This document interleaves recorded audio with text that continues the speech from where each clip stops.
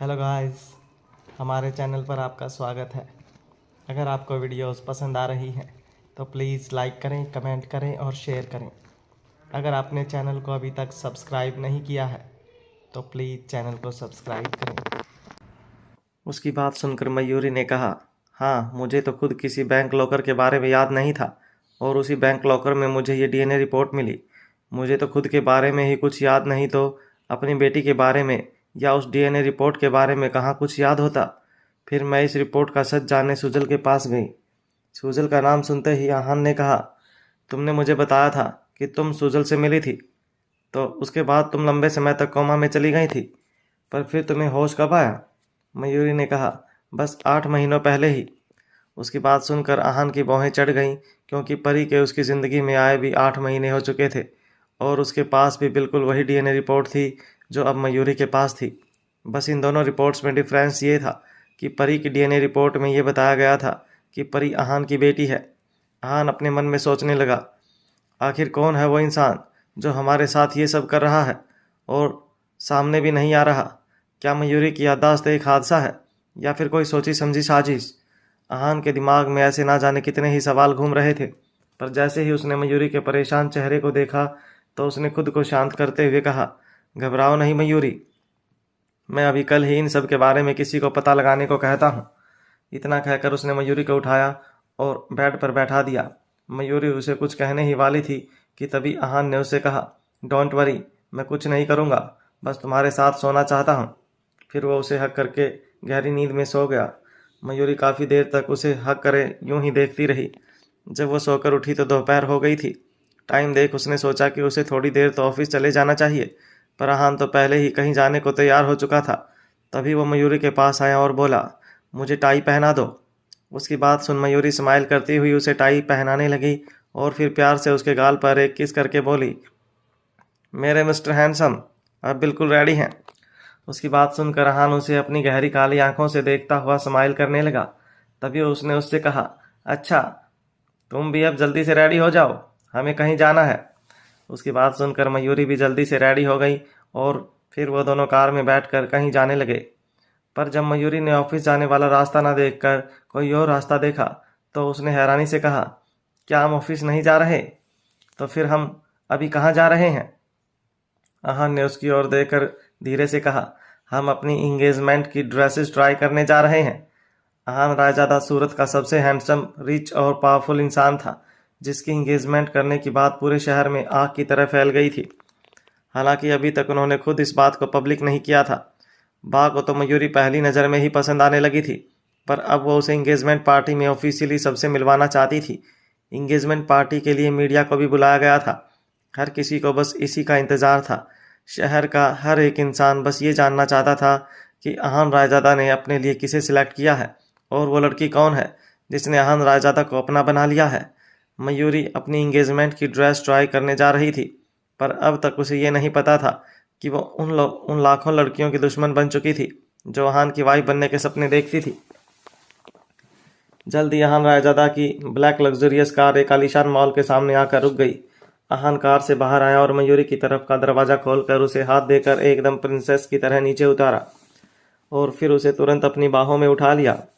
ये देखकर वहाँ खड़ी सभी लड़कियाँ हैरान हो बोलने लगी, आह, क्या किस्मत है इस लड़की की, कितना ज़्यादा प्यार करने वाला बॉयफ्रेंड मिला है इसे।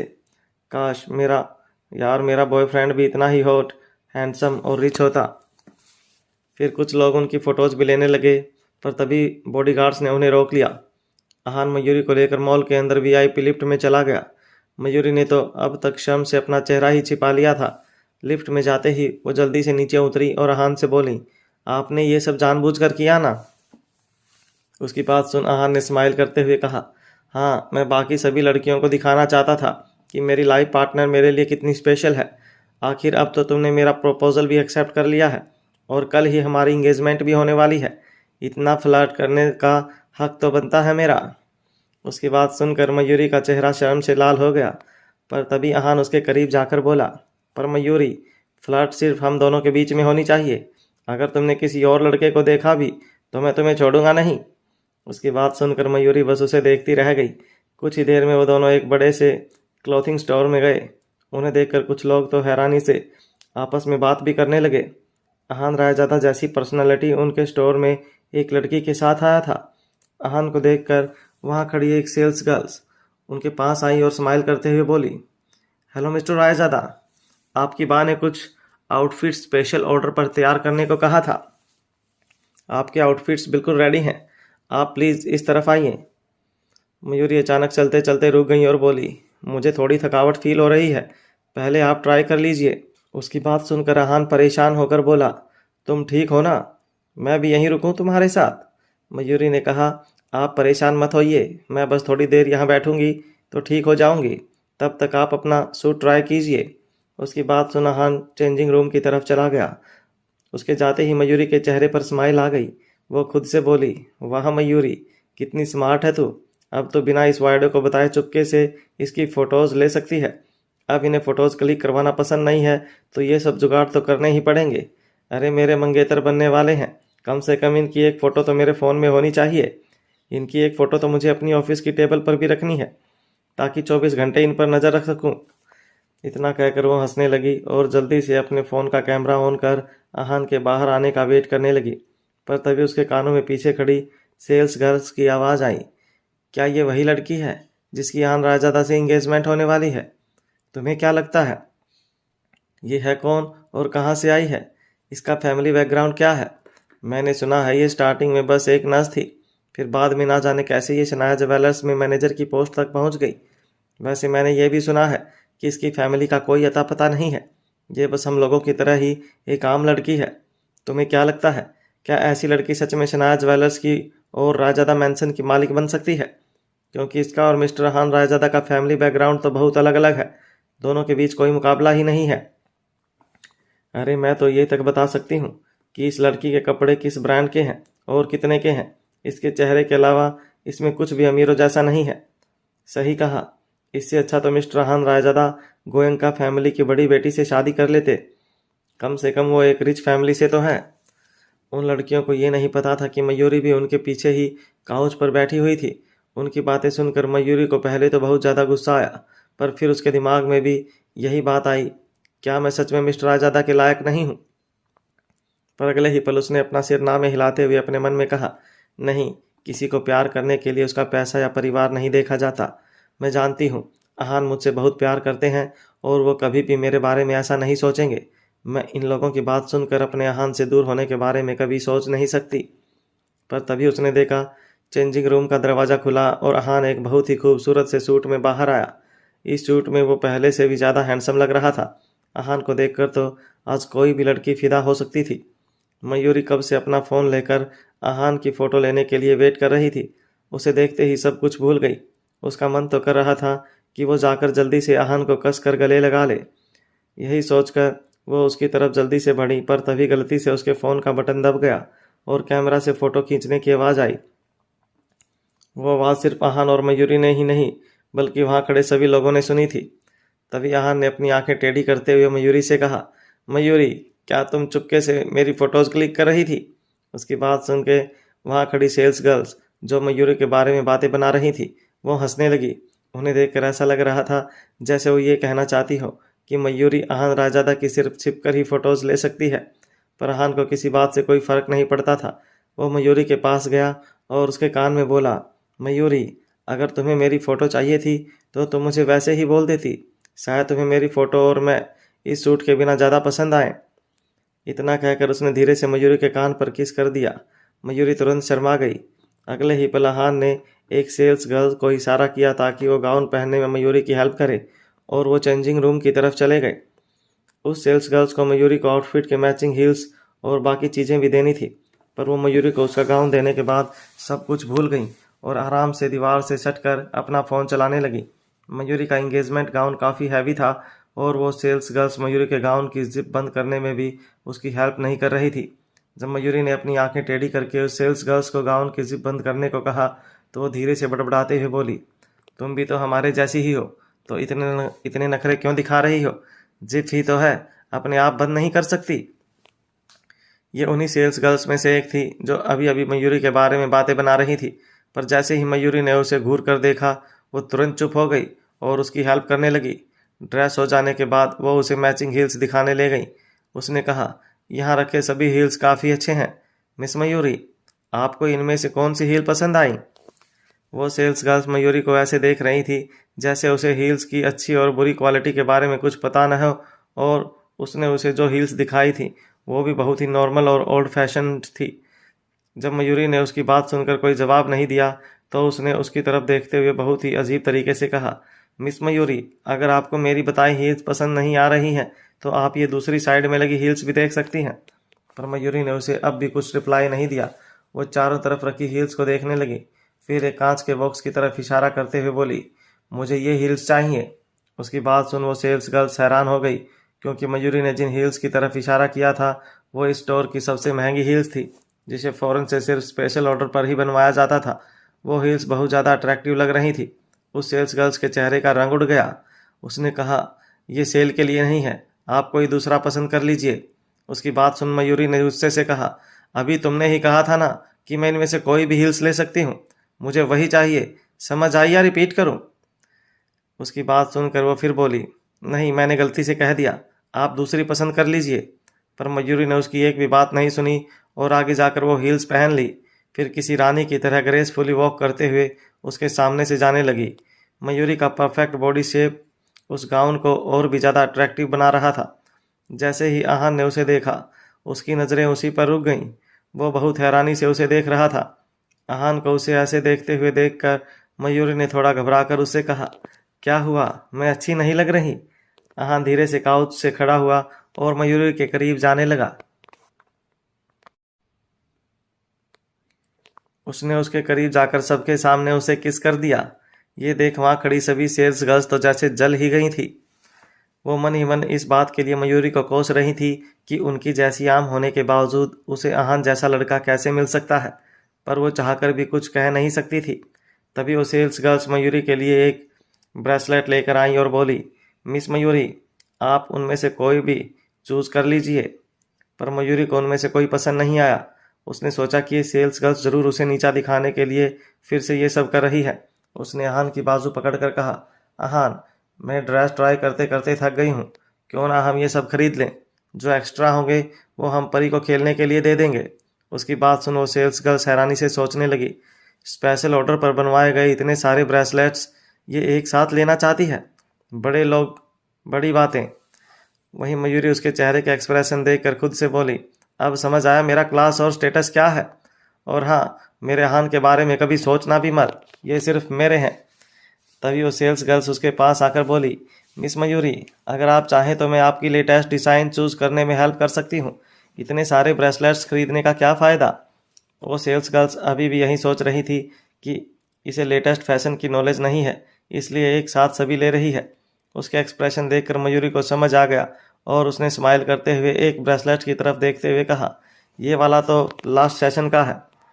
फिर उसने एक दूसरे ब्रेसलेट की तरफ इशारा कर कहा, ये डिज़ाइन इसी साल लॉन्च हुई है, पर फिर भी काफ़ी पुरानी हो चुकी है। हाँ, ये लेटेस्ट डिज़ाइन है। और ये वाला, अगर मैं गलत नहीं तो ये लेटेस्ट लिमिटेड एडिशन में से है। पूरे इंडिया में इसके 3 से भी कम पीसेस हैं। मयूरी एक के बाद एक सभी ब्रेसलेट्स के बारे में बिल्कुल सही सही बोल रही थी। इतनी डिटेल में तो वहाँ किसी सेल्स गर्ल्स को भी नहीं पता था। इसलिए जब मयूरी ने उन्हें इन सब के बारे में बताया तो वो हैरानी से उसकी ओर देखने लगी और अपने मन में सोचने लगी, इसे तो इन सब के फैशन और डिज़ाइंस के बारे में हमसे भी ज़्यादा पता है, और मैं सोच रही थी कि इसे लेटेस्ट मॉडल्स के बारे में कुछ नहीं पता। तभी मयूरी ने अपनी बात पर जोर देते हुए कहा, क्या अब आप इन सब को पैक कर सकती हैं?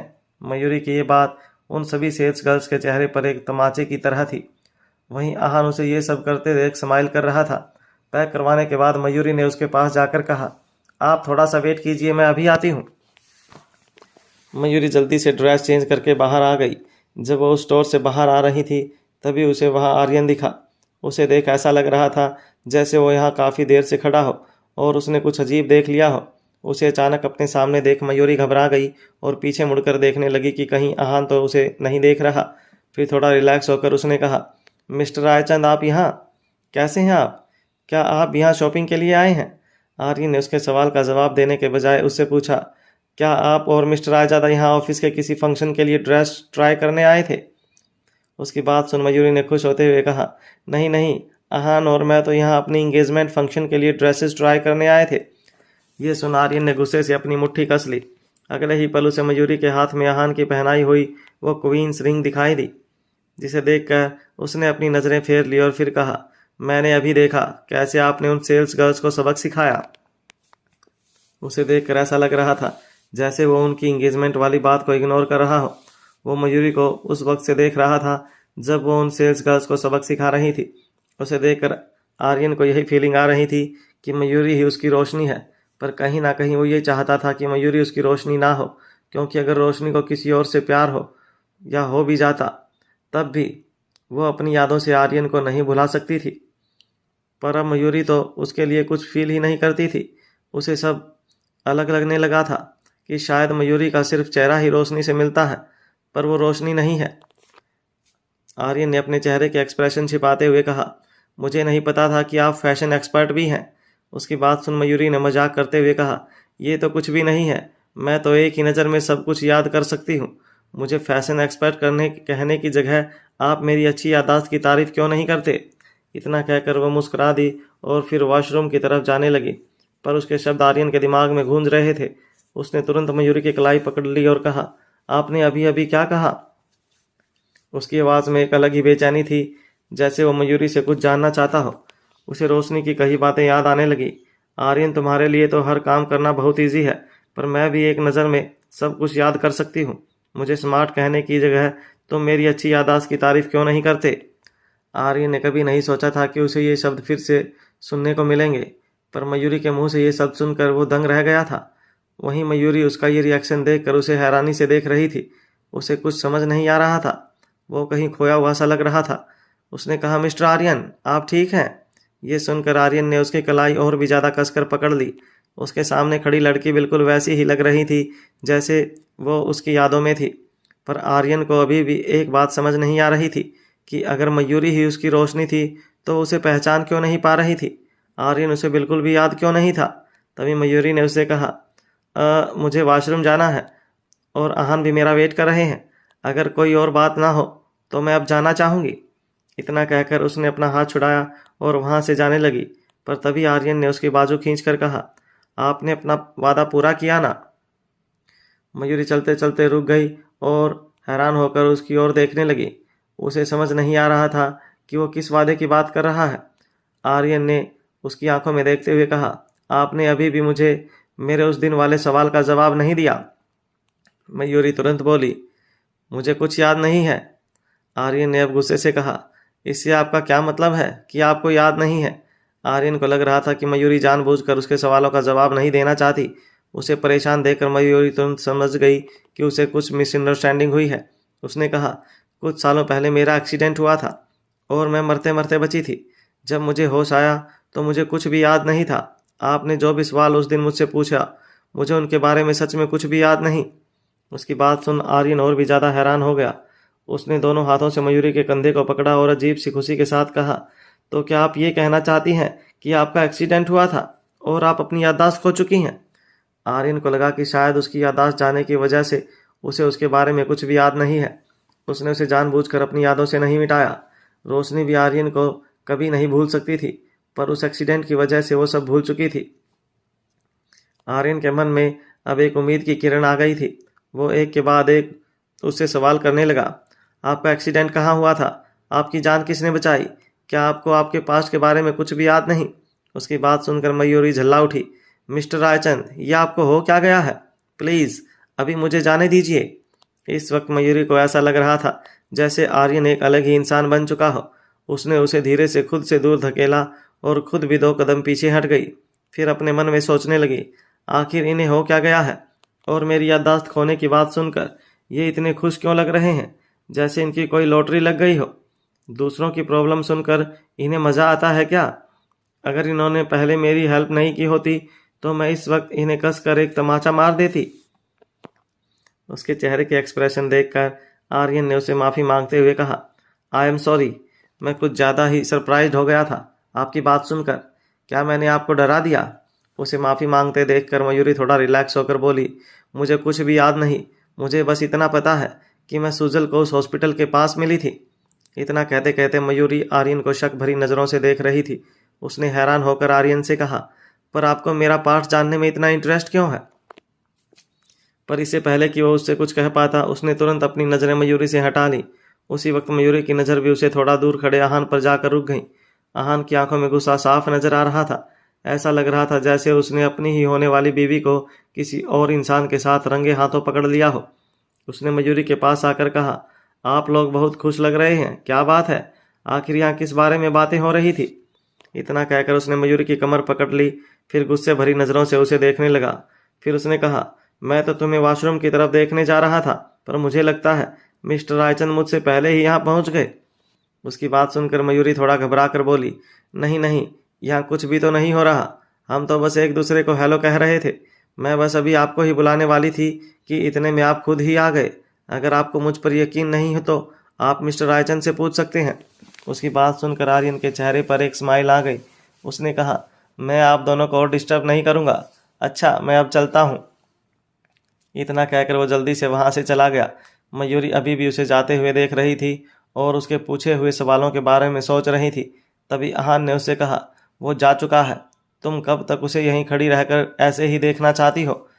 उसने मन में सोचा, लगता है वायडो को मुझे आर्यन के साथ देखकर जलन हो रही है।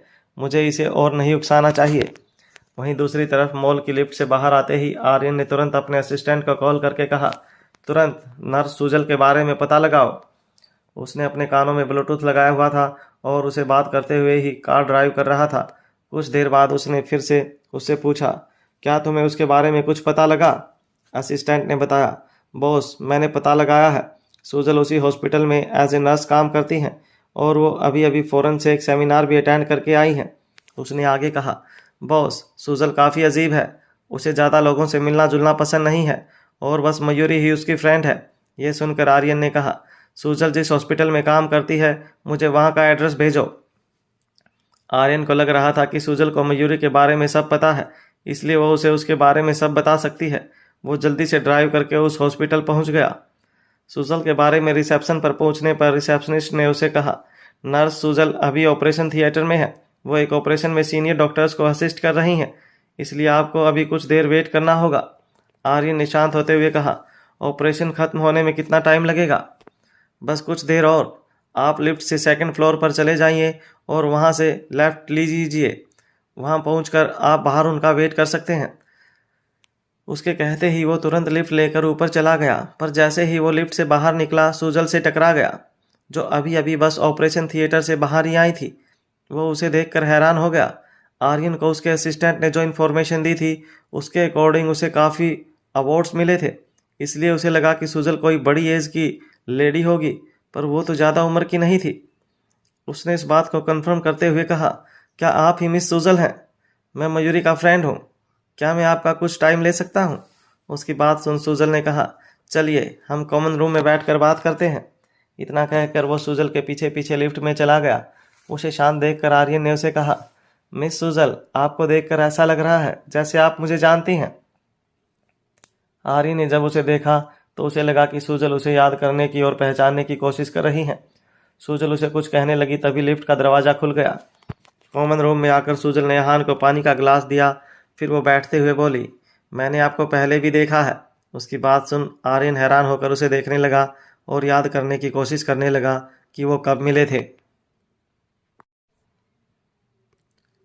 आर्यन को हैरान देखकर सुजल ने कहा, रायचंद ग्रुप्स ऑफ इंडस्ट्रीज ने जो रिकवरी प्रोजेक्ट शुरू किया था, आप उसके स्पोक्स पर्सन थे।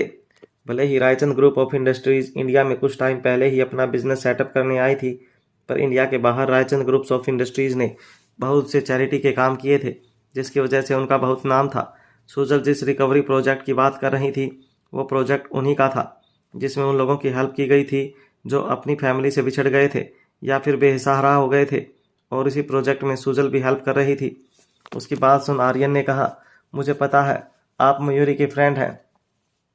मेरा भी कोई बुरा इंटेंशन नहीं है, पर मुझे पता लगा है कि उसका कुछ समय पहले एक्सीडेंट हो गया था और वो काफ़ी लंबे समय तक कोमा में थी। आपने ही उनकी जान बचाई थी। मैं बस आपसे यही जानना चाहता हूँ कि उस वक्त एक्चुअली हुआ क्या था। आर्यन के मुंह से मयूरी का नाम सुनते ही सुजल ने अपनी भौहें चढ़ा ली, पर जल्द ही खुद को शांत करते हुए वो बोली, ये उसका पर्सनल मैटर है। मिस्टर रायचंद, अगर आपको उसके बारे में कुछ भी जानना है तो आप उससे पर्सनली मिलकर इस बारे में बात कर सकते हैं। मैं आपको इस बारे में ज़्यादा कुछ नहीं बता सकती।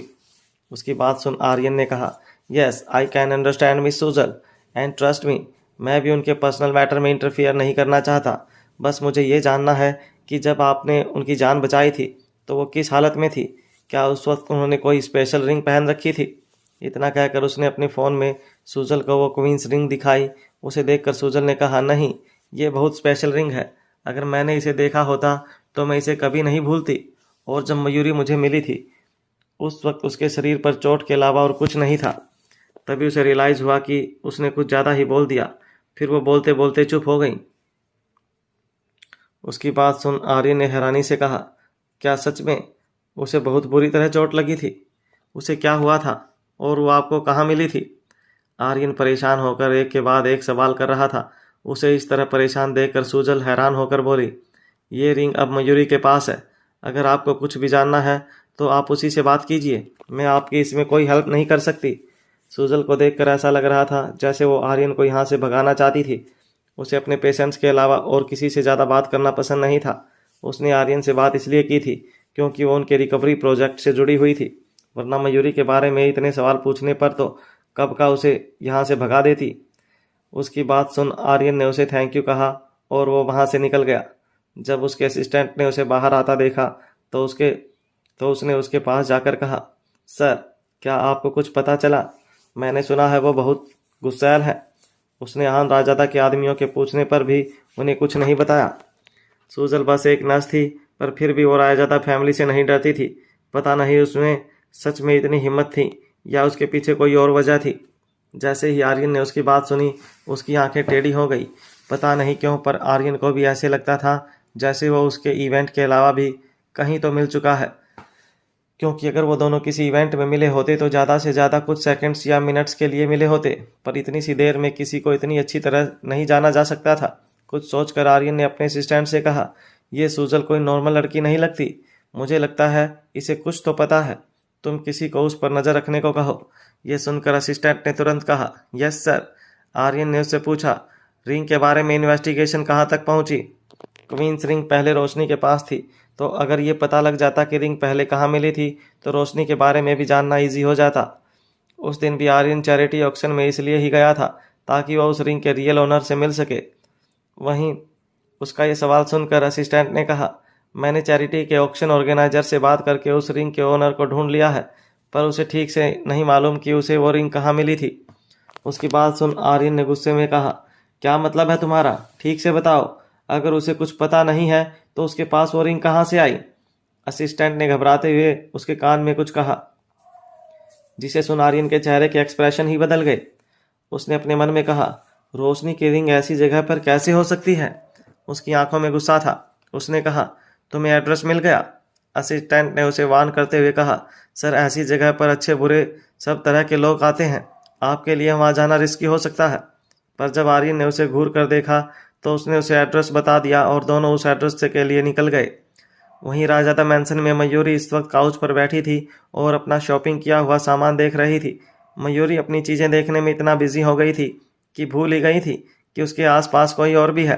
वो कह रही थी, ये रही परी की ड्रेस, ये रहे उसके खूब सारे खिलौने, और ये रही परी की फेवरेट पेस्ट्री। परी भी उसकी लाई हुई हर चीज़ को अपना सिर घुमा घुमा कर देख रही थी और उसकी बात को पीछे पीछे दोहरा रही थी। तभी मयूरी ने परी पर एक ड्रेस लगाते हुए कहा, परी, ये ड्रेस आप पर बहुत अच्छी लगेगी क्योंकि बहुत ज़्यादा ठंड है, इसलिए तुम्हें इस ड्रेस के साथ जैकेट और शूज़ भी पहनने होंगे। मयूरी ने उसे शूज़ पहनाकर कहा, मेरी प्यारी बेटी बिल्कुल मेरे जैसी है, बिल्कुल सुंदर।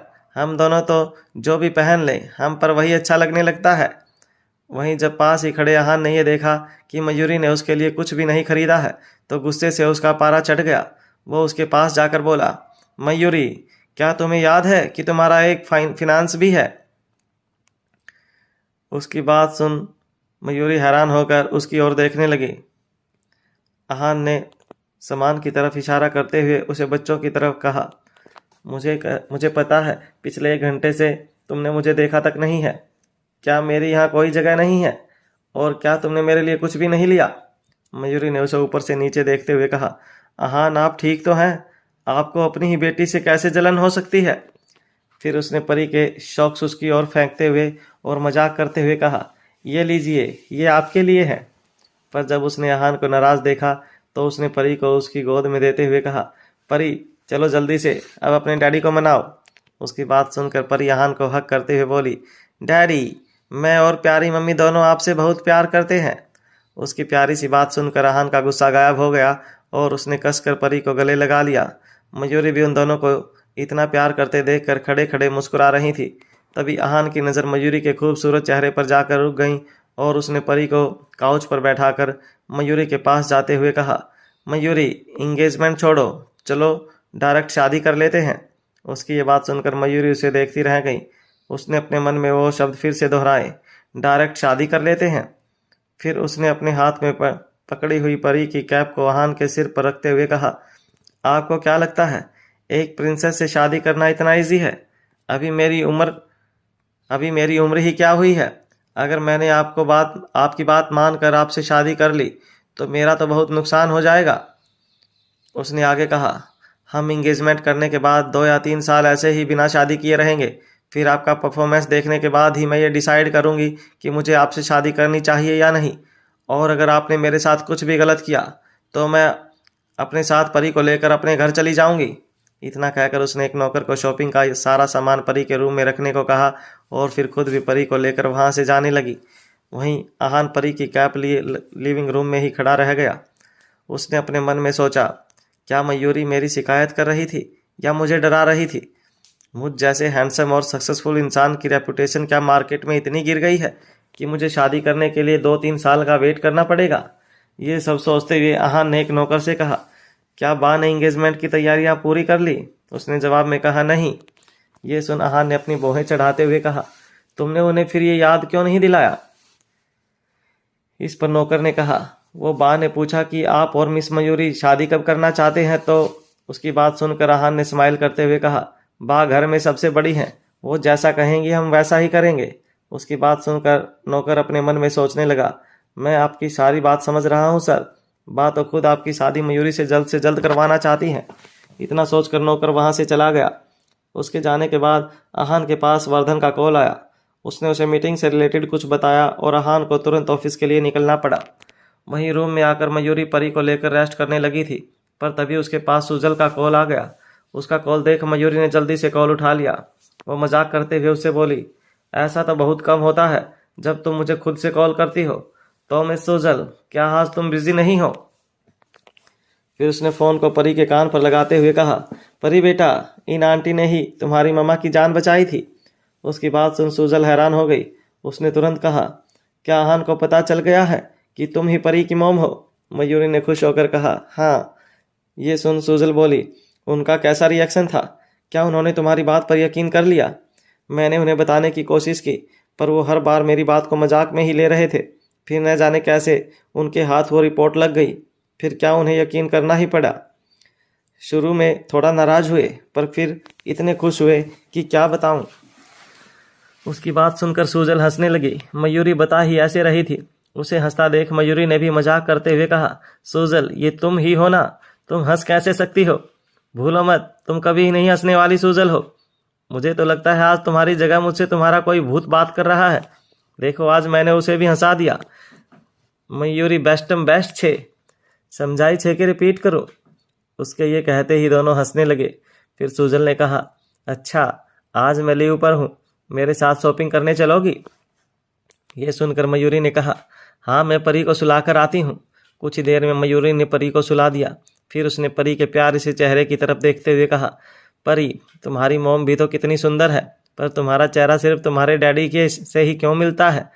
वो अपने मन में सोचने लगी, अगर परी बड़ी होकर मेरे जैसे लगने लगेगी तो कहीं उसे वायडो को फिर से जलन ना होने लगे। क्या पता वो इसी बात पर फिर गुस्सा हो जाए। ये सोच वो स्माइल करने लगी। फिर तैयार होकर नीचे चली गई। पहले उसे लगा था शायद आहान उसे फिर से शॉपिंग पर जाने से मना कर देगा, क्योंकि वो अभी कुछ देर पहले ही तो वापस आई थी। पर जब वो लिविंग रूम में गई तो उसे पता लगा कि आहान किसी काम से ऑफिस चला गया है।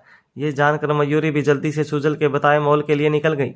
वहां पहुंचकर उसने सुजल को हक करते हुए कहा, तुम जैसी बिजी लड़की आज शॉपिंग पर कैसे आ गई? ये सुनकर आज मेरा खुशी से रोने का मन कर रहा है।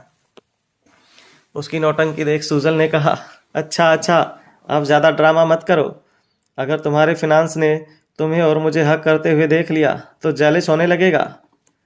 बात करते हुए वो दोनों मॉल के अंदर चली गई, पर तभी मयूरी ने उससे कहा, तुम्हारे पास आज अगर टाइम था तो तुम घर पर रेस्ट ही कर लेती। मुझे इतनी जल्दी में शॉपिंग पर बुलाने की क्या ज़रूरत थी। ये सुनकर सूजल के चेहरे के एक्सप्रेशन बदल गए। ऐसा लग रहा था जैसे सूजल सिर्फ शॉपिंग के लिए उससे मिलने नहीं आई थी। तभी उसने कुछ सोचते हुए कहा, वो एक्चुअली मुझे एक इंटरनेशनल कॉन्फ्रेंस के लिए जाना है और मेरे पास एक भी अच्छी ड्रेस नहीं है। क्या सच में सूजल सिर्फ शॉपिंग के लिए आई थी या फिर मयूरी से उसके मिलने की कोई और वजह थी। मयूरी ने खुश होते हुए कहा, तब तो तुमने बिल्कुल सही इंसान को बुलाया है। दोनों ने ढेर सारी शॉपिंग की। तभी मयूरी ने अपने हाथ में इतने सारे शॉपिंग बैग्स को देखकर कहा, मैं आहान को अब बहुत ज़्यादा मिस कर रही हूँ। अगर वो यहाँ होते तो ये सारे बैग्स खुद ही उठा लेते। मयूरी उसके बारे में सोच सोच कर मन ही मन स्माइल कर रही थी। तभी मयूरी ने कहा, चलो कॉफ़ी पीते हैं। वहाँ जाकर दोनों कॉफ़ी टेबल पर बैठ गए। तभी मयूरी ने अपने बैग्स की तरफ देखते हुए कहा, मुझे लगता है मेरा एक शॉपिंग बैग कहीं रह गया है। सूजल ने अपना बैग चेक करते हुए कहा, शायद ये है तुम्हारी ड्रेस, गलती से मेरे पास आ गई होगी। मयूरी ने यह ड्रेस आहान को खुश करने के लिए खरीदी थी।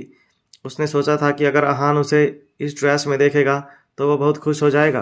तभी कुछ सोच उसे सूजल ने कहा, सूजल, तुम्हें तो कॉन्फ्रेंस अटेंड करना पसंद नहीं था, तो फिर तुम अब इतनी ज़्यादा कॉन्फ्रेंस अटेंड कैसे कर रही हो।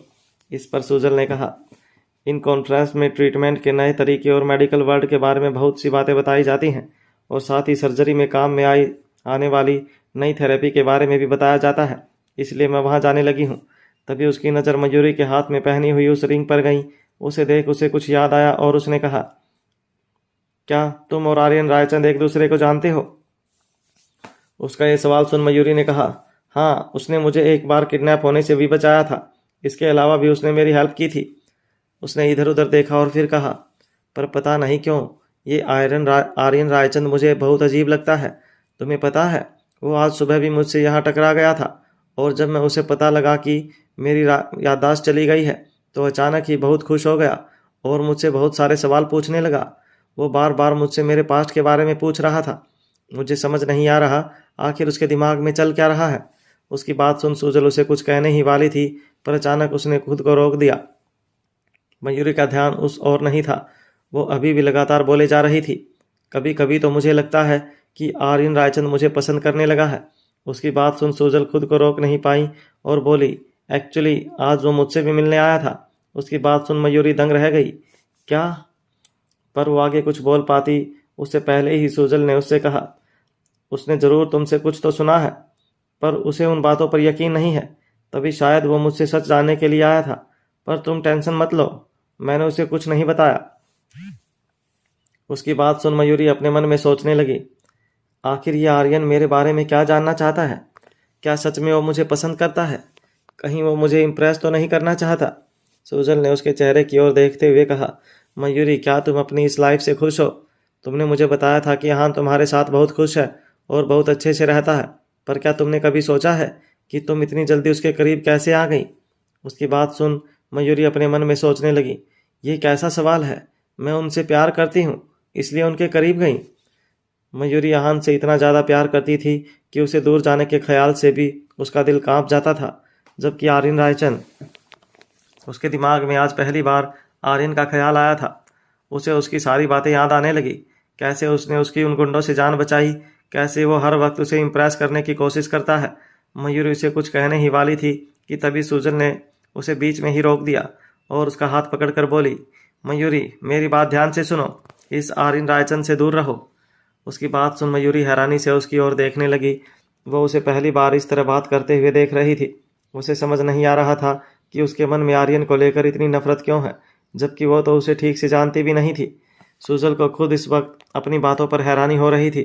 उसने बात संभालते हुए कहा, अब वैसे भी तुम्हारी इंगेजमेंट आहान से होने वाली है, इसलिए तुम्हारा किसी और आदमी के बारे में सोचना या उससे मिलना ठीक नहीं होगा।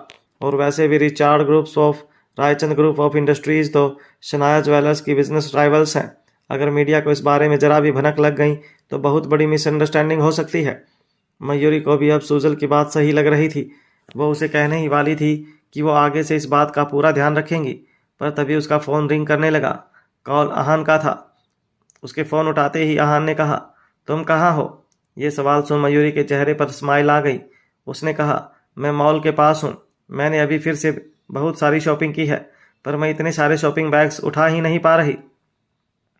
उसने फिर से अपना ड्रामा शुरू करते हुए कहा, मेरी जैसी नाजुक लड़की इतना ज़्यादा वजन नहीं उठा पा रही है आहान, बस इसलिए मैं अपने प्यारे फियांसे का वेट कर रही थी।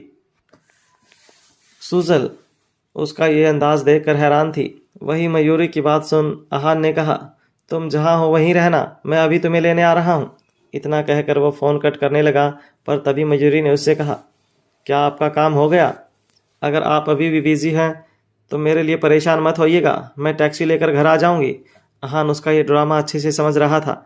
उसने कहा, कोई ज़रूरत नहीं है, मैं खुद आकर देखना चाहता हूँ कि मेरी प्यारी प्रिंसेस पर कौन से एक्टर का भूत सवार हो गया है जो वो इतनी नौटंकी कर रही है।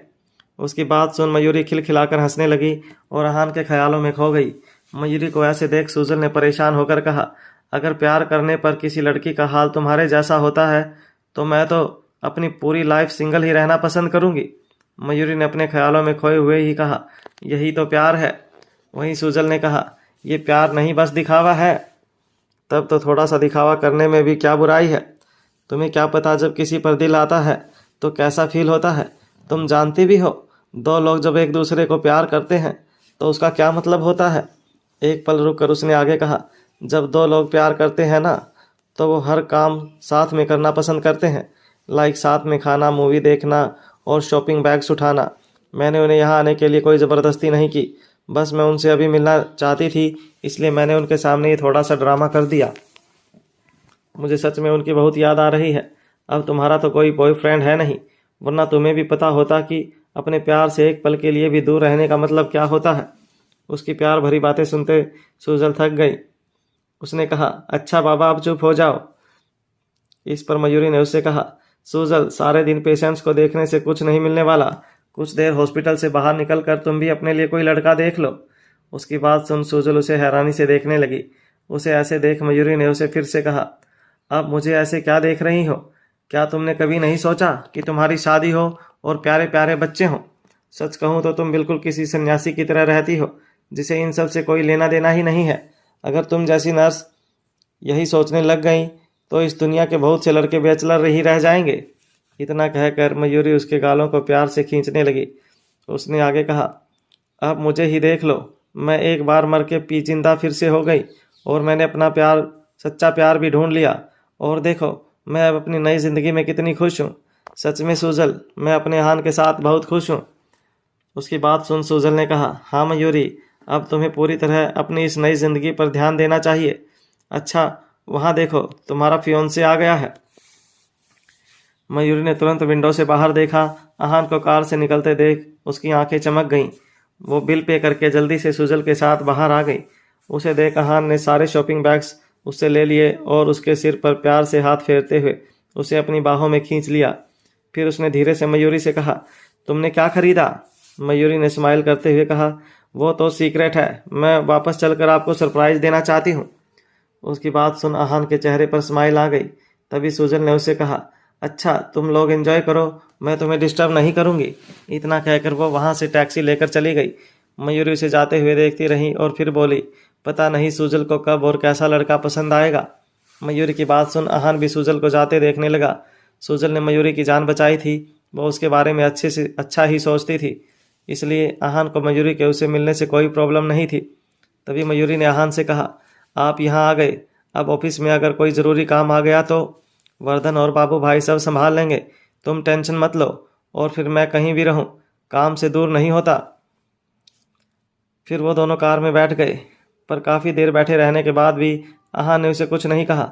उसका पूरा ध्यान बस अपने लैपटॉप पर था। खुद को इस तरह इग्नोर होते देख मयूरी हल्का सा गला साफ करते हुए खांसने लगी। उसे ऐसे करते देख आहान ने कहा, अगर तुम्हारा गला ठीक नहीं है तो थोड़ा पानी पी लो।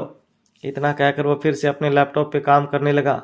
उसे लैपटॉप पे इतना बिजी देख मयूरी अपने मन में सोचने लगी, ये ऐसा भी क्या कर रहे हैं इस लैपटॉप में जो मुझसे भी ज़्यादा ज़रूरी है।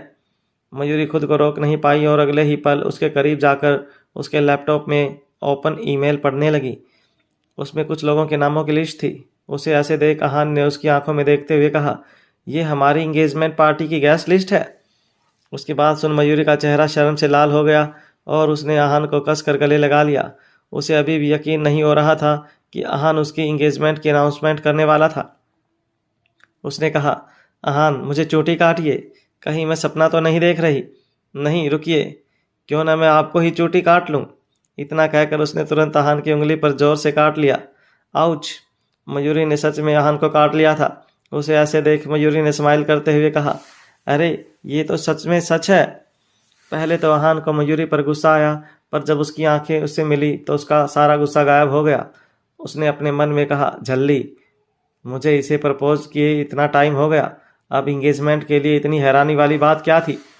जैसे ही आहान मयूरी के करीब आने लगा, मयूरी उसे खुद से दूर करते हुए बोली, गेस्ट लिस्ट ज़्यादा ज़रूरी है, आप लिस्ट पर ध्यान दीजिए। उसकी बात सुन आहान की आंखों में एक अलग ही चमक आ गई। तभी मयूरी को कुछ याद आया और वह सुहाना का नंबर डायल करने लगी। मयूरी के सुजल और सुहाना के अलावा और कोई दोस्त नहीं थे, इसलिए वह सुहाना को भी अपनी इंगेजमेंट पार्टी में इनवाइट करना चाहती थी। सुहाना इस वक्त एक कंसर्ट के लिए गई थी। मयूरी की इंगेजमेंट की बात सुनकर उसने स्माइल करते हुए कहा, ओके, मैं पक्का वहाँ आऊँगी। उसके बाद मयूरी ने उससे कहा, सुहाना, वो मैंने उस दिन विक्रांत को भी तुम्हारे पीछे आते देखा था। जैसे ही सुहाना ने उसका नाम सुना, उसने मयूरी को वहीं रोक दिया। मयूरी, मैं अभी एक कॉन्सर्ट में हूँ, मेरी परफॉर्मेंस स्टार्ट होने ही वाली है, मैं तुमसे बाद में बात करती हूँ। इतना कहकर उसने फ़ोन कट कर दिया।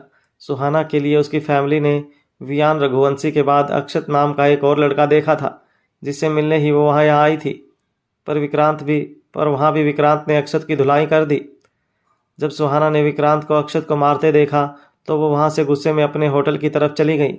वहाँ पहुँचकर उसकी मैनेजर ने उसे कॉल पर बताया, मैम, एक मैगज़ीन अपने फ्रंट कवर के फ़ोटो के लिए आपको शूट करना चाहती है, पर इस शूट के लिए आपको फ़ॉरेन जाना होगा। उसकी बात सुन सुहाना ने तुरंत कहा, ओके, मैं कल ही वहाँ जाऊँगी, जितना जल्दी हो सके मेरे यहाँ से जाने का इंतज़ाम करो। इतना कहकर वो अपने रूम में आकर ड्रिंक करने लगी, पर तभी अचानक उसे वोमिट होने लगी। वहीं दूसरी तरफ आर्यन की कार एक शांत गली में आकर रुकी। उसके असिस्टेंट विशाल ने कहा, सर, हमें जो एड्रेस मिला था वो यही है। उसकी बात सुन आर्यन ने बाहर आकर देखा, पर वहाँ जाने का वो एक रास्ता भी बंद था। उसने कहा, तुम कंफर्म हो ये वही एड्रेस है? इस पर विशाल ने कहा, उस इंसान ने यहीं से वो क्वींस रिंग्स बहुत ही कम रेट पर इनलीगली तरीके से खरीदी थी, उसके अलावा उसे और कुछ याद नहीं। आर्यन ने बहुत उम्मीद के साथ विशाल से कहा, यहाँ पर मौजूद हर आदमी से बात करो, सबसे बात करके इस रिंग के बारे में पता लगाने की कोशिश करो, यहाँ पर किसी न किसी को इसके बारे में ज़रूर पता होगा। विशाल ने तुरंत कहा, यस सर, मैं अभी पता करने की कोशिश करता हूँ। इसके बाद आर्यन वहाँ से चला गया। उसके लिए रिंग का पता लगाना बहुत ज़रूरी था। कुछ देर बाद उसके पास विशाल का कॉल आया। उसका कॉल देखकर आर्यन इतना खुश हो गया कि उसने तुरंत ही कॉल उठाया और कहा, बताओ क्या न्यूज़ है, किसने उस रिंग को देखा है?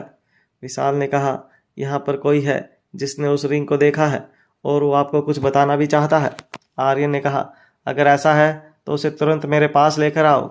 आर्यन इस वक्त अपने स्टडी रूम में था और हाथ में चाय का कप लिए खिड़की से बाहर देख रहा था।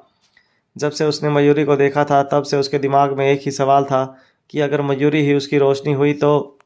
जब विशाल उस आदमी के साथ वहाँ पर आया तब उसने कहा, सर, वो आदमी आ गया है, ऐसा लग रहा है जैसे उसे बहुत कुछ पता है और वो बताना भी चाहता है। जो आदमी विशाल के साथ आया था वो करीब 25-26 साल का लड़का था। उसे देखने से ही पता चल रहा था कि वो कहीं का गुंडा ही था। उसके कपड़े मैले थे। उसकी शक्ल देखकर साफ पता चल रहा था कि उसने बहुत दिनों से शेव नहीं किया था। आर्यन का बंगलो बहुत बड़ा था। वहाँ की चकाचौंध देखकर उस लड़के की आंखें खुली की खुली रह गई। वो आंखें फाड़ फाड़ कर इधर से उधर देख रहा था।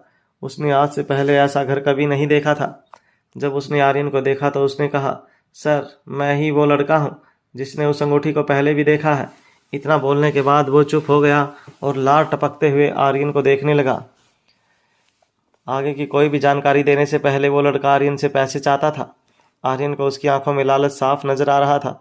उसने कहा, तुम मुझे खबर दो, मैं तुम्हें पैसे दूंगा। मेरे पास पैसों की कोई कमी नहीं है, पर ध्यान रखना खबर सही होनी चाहिए। ये सुन उस लड़के ने कहा, सर आप बिल्कुल चिंता मत कीजिए, मैंने आज तक जो खबर दी है वो सही हुई है। मेरे ग्रुप में एक लड़का है जिसका नाम चिंटू है। वहाँ पर उस अंगूठी को उस चिंटू ने ही बेचा था। जब से उसे उसकी 10 करोड़ में बिकी जाने की खबर मिली है, तब से रोज़ मेरा दिमाग खाता है और कहता है कि उसके हाथ से 10 करोड़ निकल गए। उसे इस बात का बहुत अफसोस है। आर्यन ने कहा, उस चिंटू के पास वो अंगूठी कहाँ से आई? आर्यन ने जिस तरह से उसे घूर घूर रहा था वो घबरा गया और उसने अपने कदम पीछे लेते हुए कहा, वो ये तो मुझे नहीं पता। आपको तो यह जानना था ना कि वो अंगूठी वहाँ पर कैसे आई, तो ये मैंने आपको बता दिया। इसके आगे मुझे कुछ नहीं पता। आर्यन ने कुछ सोचा और कहा, तुम्हें चिंटू का पता तो मालूम ही होगा। इस पर उस लड़के ने कहा, हाँ पता तो है, पर वो अपने गांव गया था, पता नहीं वापस आया कि नहीं। आर्यन ने कहा, तो फिर उसका गांव कौन सा है और वहाँ पर उसका घर कहाँ है, उसका पता दो। उस लड़के ने हाथ जोड़े और कहा, सर हम सब साथ में काम करते हैं, पर हम इतने अच्छे दोस्त नहीं हैं। मुझे ना उसके गांव के बारे में पता है और ना ही वहाँ का पता है। आर्यन को अब इरिटेशन होने लगी। उसने अपनी मुट्ठी टाइट कर ली और लंबी गहरी सांस लेने के बाद बोला, वो यहाँ कहाँ रहता है, ये तो पता ही होगा तुम्हें। ये सुन उस लड़के ने कहा, हाँ यहाँ का पता मुझे मालूम है। उसके बाद उस लड़के ने आर्यन को पता बताया और उसकी तरफ उम्मीद से देखने लगा। अब उसे बस अपना पैसा चाहिए था। तभी आर्यन ने विशाल से कहा, तुरंत इस पते पर जाओ और देखो कि वहाँ पर चिंटू नाम का कोई लड़का रहता है या नहीं, फिर ये बस नाटक कर रहा है। जब आर्यन की नज़रें उस लड़के को देख रही थी तब उसने कहा, सर मुझे जितनी बात पता थी मैंने सब आपको सच सच बता दी है, इससे आगे मैं कुछ नहीं जानता हूँ। आर्यन ने विशाल से कहा, इस पर नज़र रखना और जल्दी से इस चिंटू का पता लगाओ। Okay sir. इतना कहे विशाल उस लड़के को लेकर वहाँ से चला गया। उसके वहाँ से जाने के बाद आर्यन फिर से खिड़की के बाहर देखने लगा और ख्यालों में खो गया। वो जब भी मयूरी और अहान को एक साथ देखता था उसके मन में सिर्फ यही ख्याल आता था कि कहीं वो रोशनी को फिर से खो ना दे। मयूरी ही रोशनी है या नहीं, ये बात पता करने के लिए उसे उस क्वींस रिंग के बारे में पता होना ही बहुत ज़रूरी था। वो क्वींस रिंग ही आखिरी सुराग था जिससे इस बात का पता चल सकता था। उधर रायजादा मैंसन में मयूरी अपने रूम में थी और सोने की तैयारी कर रही थी। दिन भर शॉपिंग करने के बाद वो अब थक चुकी थी और इस वक्त उसे अपनी ब्यूटी स्लीप के अलावा और कुछ नज़र नहीं आ रहा था। वो सोने ही वाली थी कि इतने में उसे दरवाजे पर नॉक हुई। मयूरी जानती थी कि इस वक्त आहान के अलावा और कोई नहीं हो सकता। उसने कहा, आहान मैं सो चुकी हूँ, आप यहाँ से जा सकते हैं। आहान ने कहा, मयूरी दरवाज़ा खोलो वरना मैं दरवाज़ा तोड़कर अंदर आ जाऊँगा। मयूरी ने फिर कहा, मैंने कहा ना मैं सो गई हूँ। आहान ने एक बार फिर कहा, मयूरी मुझे गुस्सा मत दिलाओ, तुम जानती हो अगर मुझे गुस्सा आ गया तो फिर क्या होगा। मयूरी उसके गुस्से से बहुत डरती थी, पर फिर उसने कुछ सोचा और कहा, जाइए कर लीजिए जितना गुस्सा करना है, मैं दरवाज़ा नहीं खोलूँगी। मयूरी ने बात कह तो दी थी पर अब वो खुद डर गई थी। आहान की कोई आवाज़ ना सुनकर उसे अजीब लगने लगा। वो जानती थी कि आहान ऐसा नहीं है जो चुपचाप वहाँ से चला जाएगा।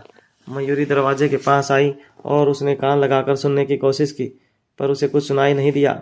मयूरी डर गई और उसने डर के मारे दरवाज़ा खोल दिया और कहा, आहान। तभी आहान साइड से आया और उसने मयूरी की कमर पकड़ते हुए कहा, यस। मयूरी को आहान की यह हरकत देखकर गुस्सा आया और उसने कहा, आहान आप इतनी रात को मेरे साथ ऐसा मजाक कैसे कर सकते हैं। इस पर आहान ने कहा, मजाक मैंने किया या तुम कर रही थी, दरवाज़ा खोलने में इतने नाटक कौन करता है। मयूरी ने कुछ नहीं कहा, बस अपना मुंह चढ़ाकर दूसरी तरफ देखने लगी। ये देखकर आहान ने कहा, अच्छा बाबा सॉरी, गलती हो गई। मयूरी ने उसकी तरफ देखा और मुस्कुराते हुए बोली, अच्छा ठीक है, अब बताइए आप यहाँ क्यों आए हैं। इतना कहने के बाद मयूरी ने अपने आप को आहान की पकड़ से छुड़ाया और अंदर आ गई। आहान भी उसके पीछे आने लगा और उसने कहा, तुमसे मिलने और अपना सरप्राइज जानने के लिए। मयूरी ने बेड पर लेटते हुए उससे कहा, आज मैं बहुत थक गई हूँ, आपको आपका सरप्राइज कल मिलेगा। रात बहुत हो चुकी थी और मयूरी जानती थी कि अगर इस वक्त उसने गलती से भी वो ड्रेस पहन ली तो फिर उसकी रात खराब हो जाएगी। वो अपने आप को बचाना चाहती थी और ड्रेस को ऐसे वक्त पर पहनना चाहती थी जब आहान जल्दी में हो, पर आहान उसकी बात मानने के मूड में नहीं था। वो खुद अलमारी खोल कर खड़ा हो और मयूरी के शॉपिंग बैग्स देखने लगा। मयूरी ने एक ही दिन में 2 बार शॉपिंग की थी और वो सिर्फ अपने लिए और परी के लिए ही सामान लाई थी।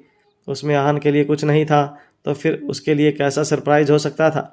उसने कहा, मयूरी तुम मुझे सरप्राइज करना चाहती हो या फिर गुस्सा? शायद तुम मुझे पसंद ही नहीं करती हो। ये सुनकर मयूरी ने तुरंत कहा, नहीं नहीं, मैं आपको बहुत पसंद करती हूँ और आपके लिए ही सरप्राइज लाई हूँ। आहान ने गुस्से में कहा, अगर तुम मेरे लिए सरप्राइज लाई हो तो फिर वो कहाँ पर है? मुझे तो कुछ दिखाई नहीं दे रहा है।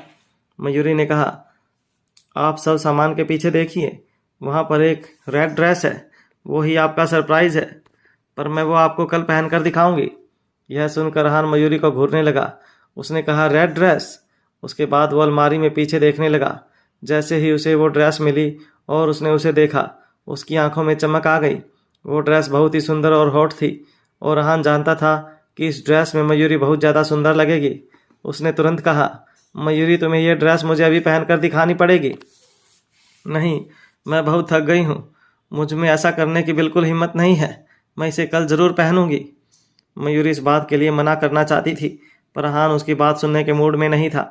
वो उसके पास आया और उसकी तरफ देखते हुए उसने कहा, मयूरी क्या तुम्हें लगता है कि तुम्हारे पास मेरी बात मानने के अलावा कोई और ऑप्शन है? मयूरी ने ब्लैंकेट से अपना मुंह ढका और कहा, मैं सो चुकी हूँ, आप भी सो जाओ, अब हम कल बात करेंगे। आहान ने एक पल के लिए कुछ नहीं कहा, पर फिर उसके बाद उसने कहा, मयूरी क्या तुम सो गई हो? मयूरी ने कहा, हाँ। बोलते ही मयूरी को अपनी गलती का एहसास हो गया और उसने अपनी जीभ निकाल ली। नींद में कोई इंसान जवाब कैसे दे सकता था। आहान ने कहा, चलो अब उठो और ये ड्रेस पहन कर आओ। मयूरी ने ब्लैंकेट मुंह से हटाया और मासूम चेहरा बनाते हुए कहा, मैं बहुत थक गई हूँ, मुझ में सच में चेंज करने की हिम्मत नहीं है। मयूरी तुम खुद चेंज करके आ रही हो या फिर मैं तुम्हारी ड्रेस चेंज करूं? आहान ने जैसे ही ये बात बोली, मयूरी उठकर खड़ी हो गई और तुरंत ड्रेस लेकर बाथरूम में भाग गई। चेंज करने के बाद वो बाहर नहीं आई, बल्कि उसने अंदर से ही कहा, मैं बाहर तभी आऊँगी जब आप बस ये देखकर मुझे सोने देंगे। मैं बहुत थक चुकी हूँ और कल के लिए मुझे रेस्ट चाहिए। ये सुनकर आहान ने कहा, ठीक है, तुम बाहर आ जाओ और मैं बस तुम्हें एक बार देखूंगा और फिर तुम्हें सोने दूंगा, वादा कीजिए। ये सुन आहान ने भी कह दिया, पक्का वादा। जब मयूरी को उसकी बात पर विश्वास हो गया तो वो बाहर आ गई। उसे देखकर आहान की आंखें खुली रह गई। वो बहुत खूबसूरत लग रही थी। ड्रेस परफेक्ट फिटिंग की थी, इसलिए उसमें मयूरी के कवर्स भी अच्छे से नजर आ रहे थे। आहान ने आहें भरते हुए कहा, वाओ मयूरी क्या तुम्हें कोई अंदाज़ा है कि तुम कितनी खूबसूरत लग रही हो? मयूरी उसके एक्सप्रेशंस देखकर शर्मा रही थी। जितनी लाल उसकी ड्रेस थी, उसका चेहरा भी उतना ही लाल हो गया था। मयूरी ने आंखें झुकाए पूछा, तो आपको सरप्राइज़ कैसा लगा? बहुत ज़्यादा खूबसूरत। मैं कभी सोच भी नहीं सकता था कि तुम मुझे ऐसा सरप्राइज़ दोगी। आहान खुश था ये जानकर। मयूरी भी खुश हो गई थी, पर फिर उसने कहा, लेकिन मैं ये ड्रेस पहनकर बाहर नहीं जाऊंगी। ये सुनकर आहान तुरंत बोला, मैं तुम्हें ये ड्रेस कहीं बाहर पहनने भी नहीं दूंगा। इस ड्रेस में तुम्हें देखने का हक सिर्फ मेरा है, पर मुझे अच्छे से देखने तो दो। मयूरी झट से बोली, आपने देख तो लिया, अब मुझे सोने दीजिए, आप अपने वादे से मुकर नहीं सकते हैं। आहान ने उससे कहा, मैं अपने वादे से मुकर नहीं रहा हूँ, मैं तुम्हें सोने दूंगा, पर एक बार मुझे अच्छे से देखने तो दो। अभी प्लीज़ मुझे सोने दीजिए। अभी ये शब्द सुनकर आहान को किसी की याद आ गई, पर अब वो आगे बढ़ चुका था, इसलिए उसे पीछे मुड़कर उन यादों को ताज़ा करने की ज़रूरत नहीं थी।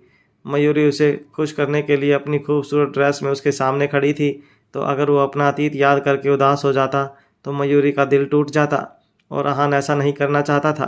तभी आहान ने कहा, मैं बस तुम्हें देखना ही तो चाहता हूँ, इसमें गलत क्या है? मयूरी ने अब धीमी सी आवाज़ में कहा, इसमें गलत कुछ नहीं है, मैं बस थक गई हूँ इसलिए सोना चाहती हूँ। ठीक है, तुम सो सकती हो, पर मुझे लगता है शायद तुम्हें आज अकेले नींद ना आए, इसलिए मैं भी तुम्हारे साथ सो जाता हूँ। ये सुन मयूरी तुरंत दूर होते हुए बोली, नहीं, इसकी कोई ज़रूरत नहीं है, आप अपने रूम में जा सकते हैं। पर आहान अपनी बात पर अड़ा रहा। उसने कहा, नहीं नहीं, मैं यहीं सोऊंगा। इतना कहने के बाद वो उसके करीब आने लगा। जैसे जैसे वो मयूरी के करीब आ रहा था, मयूरी के दिल की धड़कनें बढ़ती जा रही थी। जब वो उसके बहुत करीब था, तभी दरवाजे पर नॉक हुई।